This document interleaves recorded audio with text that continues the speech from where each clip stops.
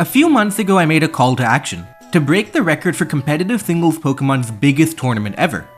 And we did. We made the biggest tournament ever in a tier called Little Cup, a tier for level 5 Pokemon. Why Little Cup? Well, honestly, I thought it was funny. The biggest tournament has the littlest tier. I also like the tier itself because of low levels.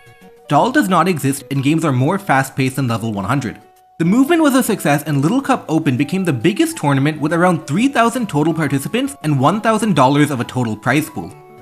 This is the story of how I did in the tournament and the coolest strategies I used. I saved some of my best strategies to the very end when the competition would be the toughest, but I think most of the teams I built were interesting in some way or the other. But first, subscribe to the channel.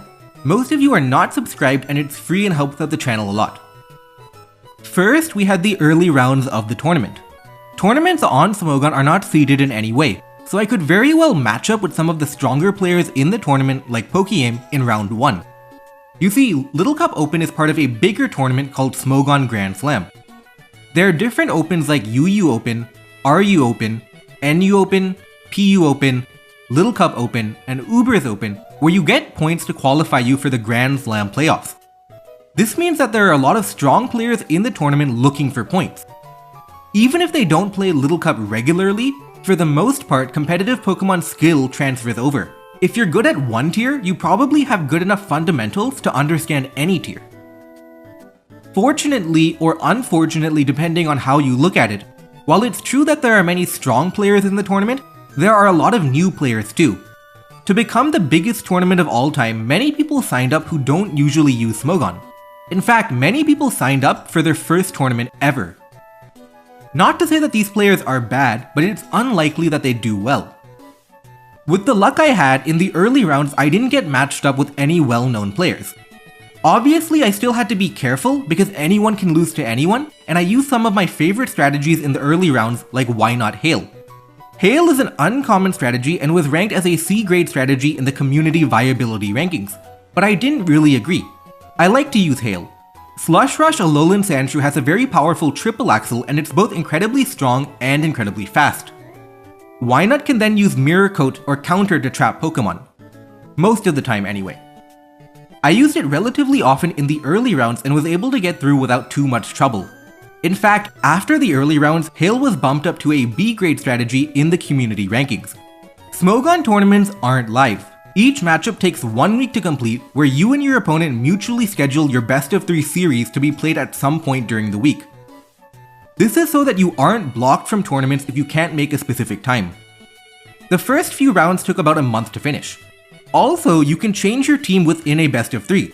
This might be new to you if you only play VGC, the other competitive format. This will be especially handy later, but for now I mainly alternated between Hail and more standard teams with common Pokemon like Diglett, Coughing, Tyrunt, and of course Mianfu. I also use the Devil Magnemite moveset. Magnemite doesn't have hidden power fire in Generation 8, and unlike Magnezone, it doesn't have body press.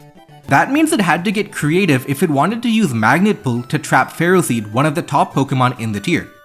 By using Charge Beam, Salic Berry, Substitute, and Rest, Magnemite can actually trap and remove Ferroseed. It can eventually reach maxed out special attack and +1 speed and stay at max health. This means that if the Devil Magnemite can actually trap a Ferroseed, it basically auto-wins the game. Entering the middle stage of the tournament, I started getting matched up with strong players and I had to open up some of my more unique strategies. I got matched up with Plasmagby, a veteran who has reached top 8 in a Little Cup Open before. In Game 1, I uncorked a strategy with King's Rock Diglett. Smogon banned King's Rock in level 100 tiers for being too luck reliant. However, that ban never reached Little Cup.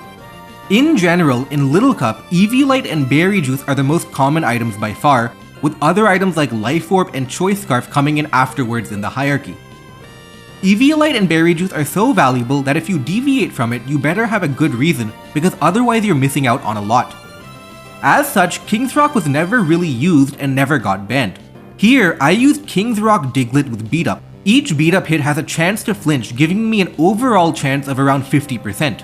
Then, with the damage I get, I'm able to use Final Gambit to guarantee the KO on Mianfu, the best Pokemon in the tier. The strategy is built to try and win with Swords Dance Poniard, which was otherwise beaten by Mianfu. Of course, this strategy is risky because at the end of the day, it's only around a 50% chance to work. I click it here because realistically my opponent doesn't have a lot weak to Diglett. There's only Poniard because Coughing has neutralizing gas to escape Arena Trap. This is probably the most value I'm going to get out of Diglett, and my idea is to go for the beat up flinch. We end up winning the game with Swords Dance Grookey, one of the top Pokemon in Little Cup. In part because there's no Mianfu to use Fake Out versus it. Then we enter Game 2 and I reveal my team built around Solar Power Charmander, an uncommon strategy that's considered a B-grade strategy. Interestingly, I don't use Mianfu here, which is otherwise on 100% of my teams. Mianfu is great for its utility and positioning. It can be devastating with U-turn, knockoff, high jump kick, and regenerator. But Sun teams are 100% offense and they try to bulldoze you with raw power. Sun teams don't really have the time to benefit from longer games to take advantage of regen switching. Instead, they want to attack you and attack you now. Here, I use a Eject Button Slowpoke, an uncommon item, to bring in Choice Scarf, Solar Power Charmander. As mentioned earlier, you need a really good reason to deviate from Eviolite or Berry Juice, and Charmander is an amazing reason. Its ability to literally outspeed and one-hit KO everything on his team is crazy. Even Speed Boost Carvanha isn't fast enough. Eventually Sun runs out and I have to switch out. Charmander is low on health too from all the Fake Out damage and Solar Power recoil, but the damage is already done. Games are easy when you can remove 4 Pokemon with 1 and it's just cleanup after that. We successfully beat the first tough trainer of the tournament. But things don't get easier from here. We now get matched up with the Little Cup leader, Fiend Hound. He's the one who's in charge of the Little Cup rankings that I mentioned, and he definitely knows his stuff. Because you can change teams in between games, I go with a 2-team combo where my second team is built with my first one in mind. I start off with a team built around Crit Me Not sweepers. Check out my video about them if you haven't already, but briefly they're Pokemon built around boosting defenses and then sweeping late game with moves like Stored Power. They can be difficult to take down but are vulnerable to critical hits. Using them often comes down to managing probability and trying to set up in situations that minimize the risk of getting crit. I use Curse Amnesia Shellos and then Cosmic Power Natu. Shellos unfortunately get slightly unlucky, but that's to be expected. You do have some risk when you're using Pokemon that sit there and do nothing. However, Cosmic Power Natu also gets in position and starts using Cosmic Power. Here I'm able to boost to the maximum and avoid Wild Charge critical hits from Ponyta. Then Natu starts using Stored Power and finishes the job. This leads me to my Game 2 strategy. Shellos is annoying for a lot of teams but is completely countered by Frillish. Ghost types aren't too common, in part because Knockoff is common, but Frillish is one of the good ghost types available because of how bulky it is. Conveniently, it also counters most Porygon movesets, and Porygon is one of the top Pokemon in the tier. I plan to use an uncommon special Porygon moveset that beats Frillish. I expected my opponent to react to the possibility of using Shellos again and bringing Frillish to counter team me. I bring Recover, Agility, Thunderbolt, Porygon. This isn't a particularly revolutionary moveset. All it's doing is combining different moveset ideas. Other common moves include Psychic for Mianfu and Ice Beam for Ferroseed. Frillish can wall those movesets, but not this one. My opponent does bring Frillish, and this leads to an easy win with the standard and arguably top core of Porygon plus Trapinch. Trapinch with Arena Trap is able to remove Steel types for Porygon. Here I sacrifice my Natu to bring in Trapinch to trap and remove Poniard. My opponent thinks Frillish can beat my Porygon, but then I reveal Thunderbolt and it takes too much damage. Then he goes for a PP stall strategy. In theory this can actually work. My only attacking moves are Tri-Attack and Thunderbolt. That means if he predicts perfectly every turn, he can switch Frillish into Tri-Attack and Diglett into Thunderbolt and waste all 16 Tri-Attack PP. Unfortunately, this is unrealistic to happen. If you're playing in-game, you could probably manipulate the AI to accomplish this, but in player versus player, both players can make predictions. In this case, I end up Thunderbolting the Diglett, predicting the switch to Frillish, and I get it right. The risk reward is in my favor because Diglett can't do enough damage back to me, and I can always recover any damage off. From there, everything is either weak to Tri-Attack or has low special defense, and we beat the LC leader and move on to the next round.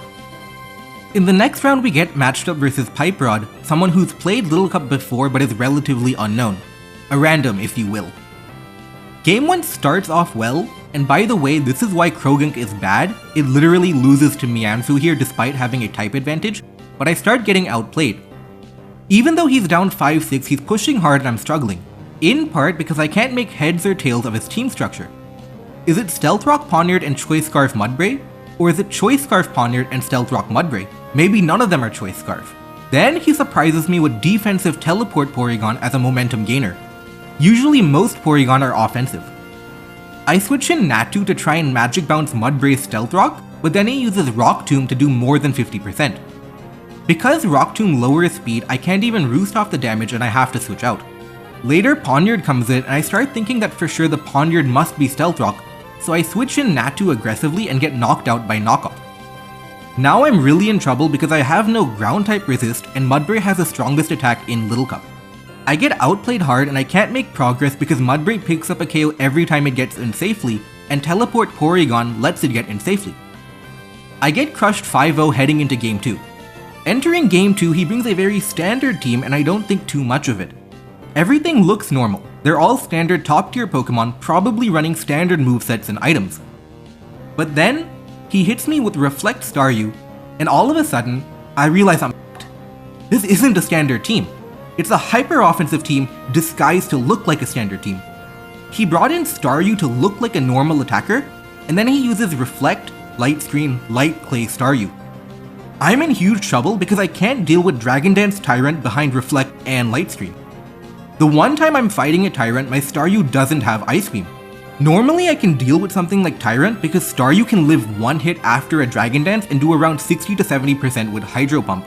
Then Sucker Punch Poniard can KO the Tyrant afterwards. But that doesn't work when all my attacks do half damage because of Reflect and Light Screen. On top of that, my Koffing doesn't have Will-O-Wisp. Most Koffing either run Thunderbolt or Will-O-Wisp and mine had Thunderbolt here. I'm not the main character anymore and this isn't just any random no-name trainer.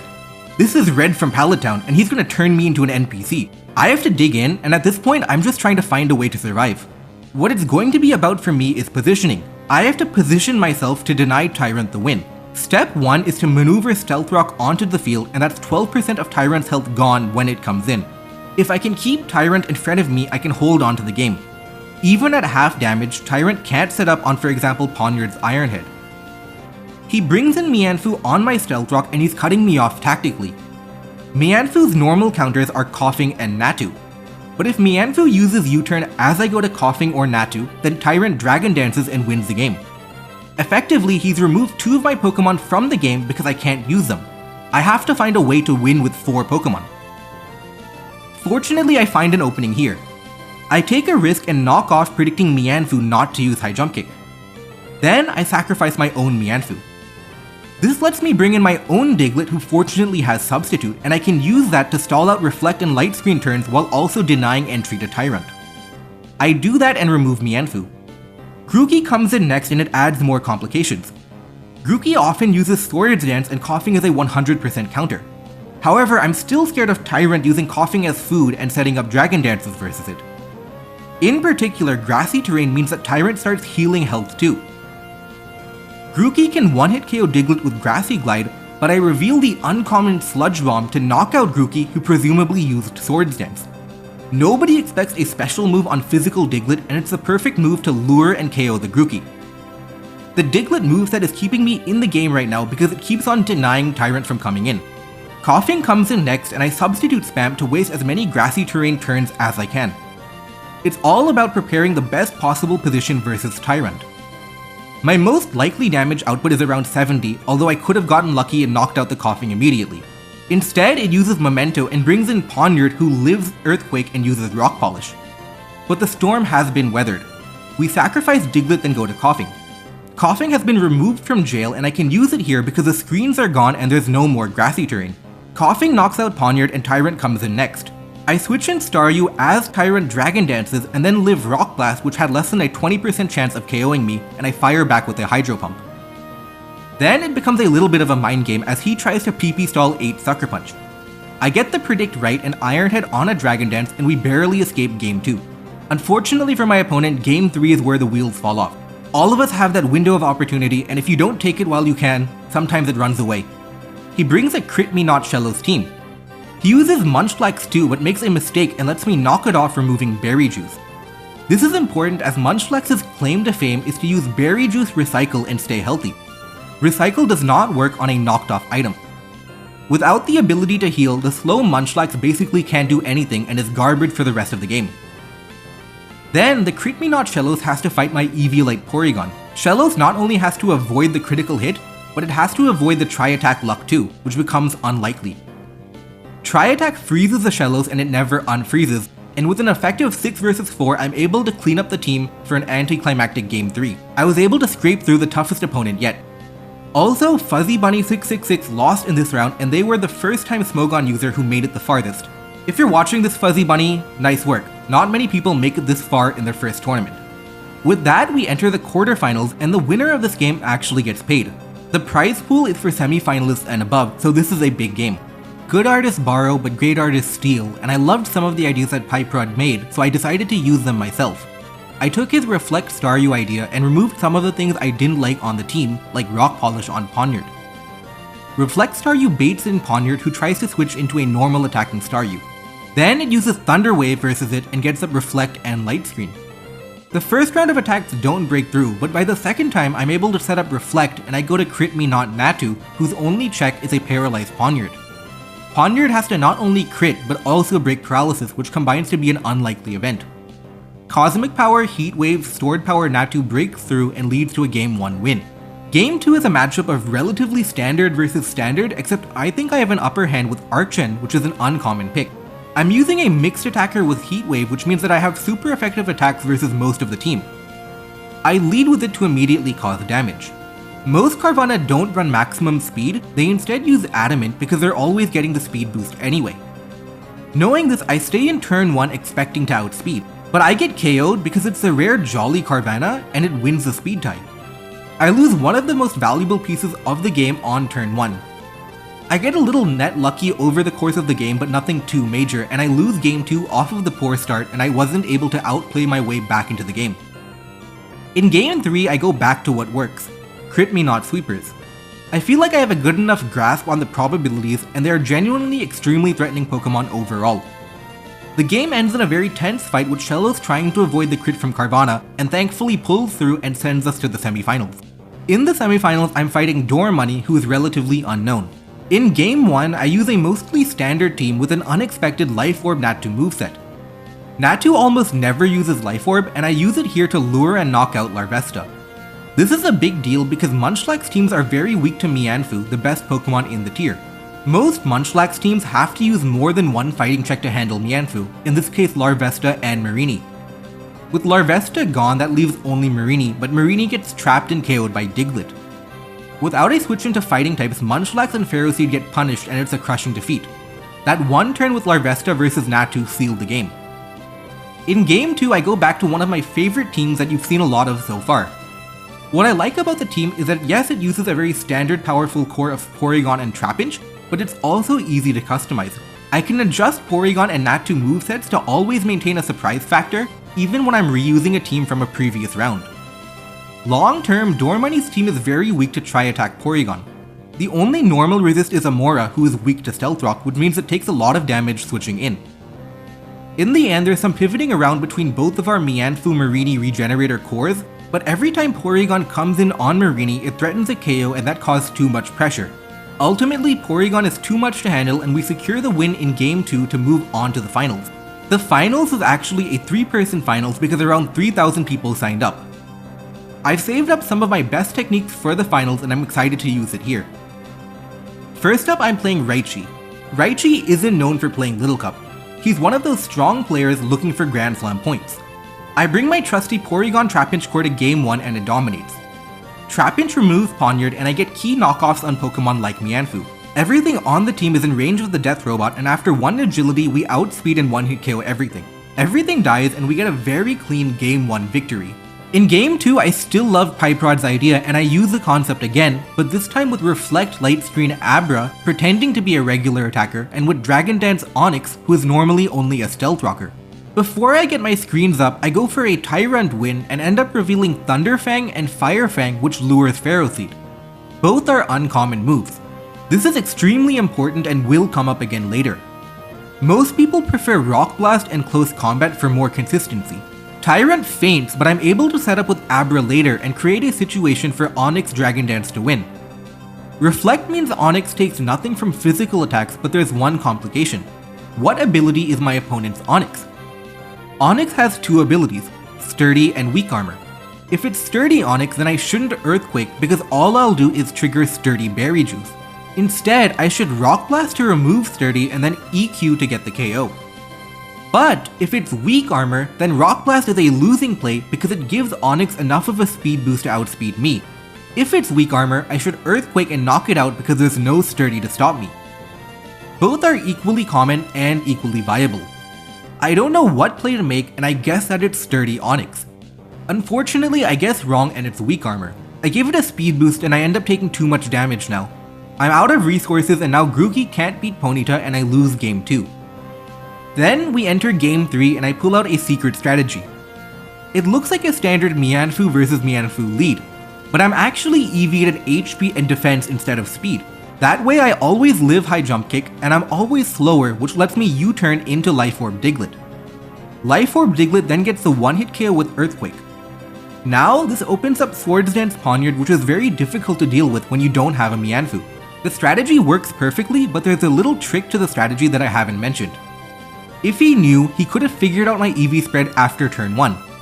You see, if I was a speed invested Mianfu, I would have had an HP stat of 21.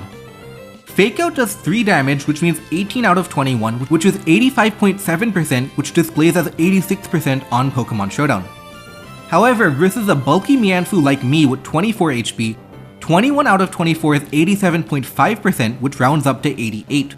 If he had noticed that my Mianfu was at 88% instead of 86%, he would have been able to figure out the trap that I was setting up. It's a bit of an open secret that you can figure out EV spreads using HP percentages, but I make a calculated risk that he wouldn't know this intricacy of the tier and the trap works and the strategy pays off. Then, like the last game, I use a Berry Juice Sturdy Onyx. But this time I'm Explosion and I use that to remove the Grookey. It's turn 6, but believe it or not, the game's already over. Scarf Magnemite has an unstoppable Volt Switch, Swords Dance Poniard is basically unmatched, and Mianfu plus Diglett can keep doing their thing. The game ends quickly with the Poniard Magnemite combination running through the team, and with that we finish the first part of the Little Cup Open Finals. My second opponent is Scottie, who's probably the best player in the entire tournament, even beating AIM in a previous round. In game 1 I use a seemingly normal team with a seemingly normal Onyx. After a death I go to Onyx versus Diglett. This is something a normal Onyx does. Because it should have Sturdy Berry Juice, Onyx can live an Earthquake from Diglett and then KO with its own Earthquake. Diglett has to switch out and I get a little damage on Ferroseed. Later he tries to set up a Tyrant on Coughing, who has Will-O-Wisp, which is not one of the common moves. Tyrant eventually beats Coughing with Psychic Fangs and I go to Onyx. Tyrant's most common moveset is Rock Blast, Close Combat, and Psychic Fangs, and at this point it's burned and at low health. The best it can do is sacrifice itself to maybe remove Onyx's Berry Juice. But then, my big reveal. I'm not a normal Onyx. I'm an Onyx that has never been seen before. I'm Weakness Policy Weak Armor, effectively turning me into a Shell Smash Dragon Dance Onyx. On top of that, I have the move Endure, which works to stop Mianfu's Fake Out, which is the most common form of priority in the tier. He doesn't have any form of priority left on the team, and there's nothing that can stop an Onyx that's boosted that much. We win game 1 with a crazy never before seen moveset, and we're now just one game away from becoming champion. In game 2 I bring a more standard team with a specially defensive Berry Juice Drillbur, but everything goes wrong. Magnemite's Flash Cannon has about a 5% chance to KO Drillbur, but he gets it and I faint.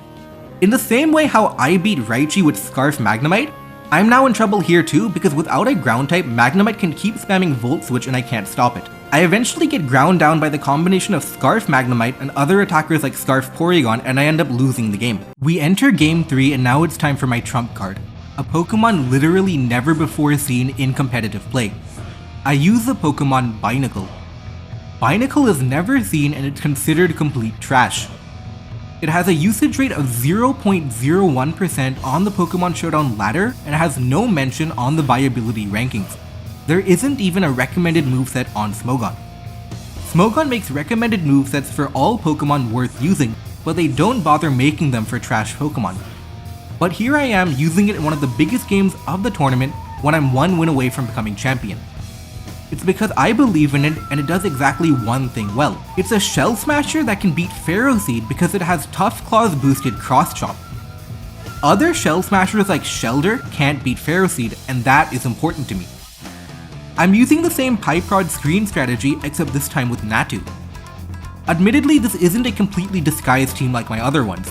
You could reasonably deduce that it might be Screen's Natu if you see that there's a Dragon Dance Tyrant and a Shell Smash Binacle. In-game, he reveals that he has a Scarf Water Spout Frillish, but that's an opportunity for me to set up Dragon Dance with Tyrant. I've even been using the uncommon Fire Fang lately as a way to beat Pharaoh Seed. Normally, Tyrant can't even one-hit KO Frillish, but I reveal the uncommon Thunder Fang to knock it out. Now, the most likely moves left are something like Fire Fang or Psychic Fang. For that reason, he goes to Drillbur.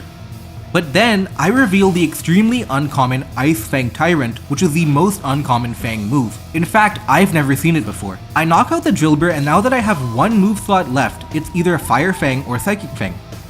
He goes Mianfu expecting it to be Fire Fang. But then, I reveal Psychic Fang. My Tyrant was completely walled by Pharaoh Seed, but because of my previous Fire Fang usage, I was able to trick him into losing 3 Pokemon even though he had a complete counter. However, even with the Monster Tyrant showing, the game's not over. I still need a way to beat Pharaoh Seed. Binacle beats Pharaoh Seed, but only if it uses Shell Smash on something different. Otherwise it dies to Giga Drain. Unfortunately, my Coughing does not have a fire move. 99% of Coughings have a fire move, I just didn't have one this time. In reality, Pharaoh Seed walls my entire team. Because I'm Screen's Natu, I don't have Heat Wave. My Coughing doesn't have Fire Blast. My Tyrant doesn't have Fire Fang. To beat Pharaoh Seed, I have to get creative.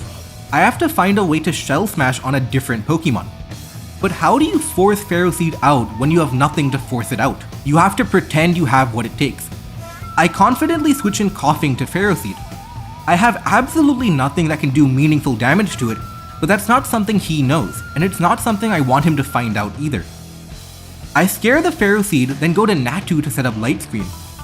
I create Coughing versus Pharaoh Seed again, but this time I Memento on the switch out. Memento was the move I was using instead of Fire Blast. With Light Screen and Memento support, Binally can easily set up on the Natu and go for the win. But there's one more complication. I thought it would be Thunderbolt Coughing and Light Screen would protect me. But it's actually Will-O-Wisp, and because of Coughing's neutralizing gas, Tough Claws doesn't activate, so I don't get a power boost on my Liquidation. But because it doesn't have Thunderbolt, that means it can't do much damage to me, and I Shell Smash all the way to the maximum. And now the game comes down to one predict. Both of us are aware of the situation. Including Iron Barbs from Pharaoh Seed, Binacle has 3 attacks left. If it cross-chops the Pharaoh Seed, I win the game. But if it liquidations the Pharaoh Seed, I lose because of Iron Barb's damage. Similarly, if I cross-chop the Coughing, it knocks me out with Sludge Bomb. It all comes down to this one predict. I decide to go with cross-chop predicting a switch. And he does it.